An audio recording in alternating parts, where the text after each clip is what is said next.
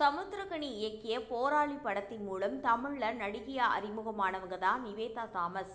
அதன் பிறகு நவீன சரஸ்வதி சபதம் படத்தில் நடிச்சிருந்தாங்க. இதனைத் தொடர்ந்து விஜய் நடிப்பில் வெளியான ஜில்லா படத்துல நடிச்சு பிரபலமானாங்க. அதனைத் தொடர்ந்து கமல்ஹாசனுடன் பாபநாசம் மற்றும் ரஜினியுடன் தர்பார் படங்களையும் நடிச்சிருக்காங்க. தமிழ், தெலுங்கு, மலையாளம் என தொடர்ந்து நடித்து வருகிறார். அந்த வகையில தற்போது 35 சின்ன கதா காடு என்ற படத்துல நடிச்சிருக்காங்க.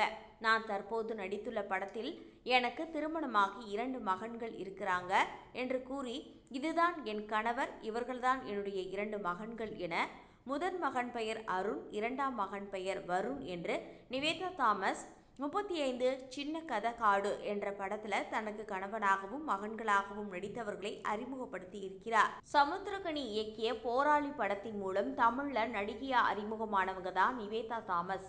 அதன் பிறகு நவீன சரஸ்வதி சபதம் படத்தில் நடிச்சிருந்தாங்க. இதனைத் தொடர்ந்து விஜய் நடிப்பில் வெளியான ஜில்லா படத்துல நடிச்சு பிரபலமானாங்க. அதனைத் தொடர்ந்து கமல்ஹாசனுடன் பாபநாசம் மற்றும் ரஜினியுடன் தர்பார் படங்களையும் நடிச்சிருக்காங்க. தமிழ், தெலுங்கு, மலையாளம் என தொடர்ந்து நடித்து வருகிறார். அந்த வகையில தற்போது 35 சின்ன கதா காடு என்ற படத்துல நடிச்சிருக்காங்க. நான் தற்போது நடித்துள்ள படத்தில் எனக்கு திருமணமாகி 2 மகன்கள்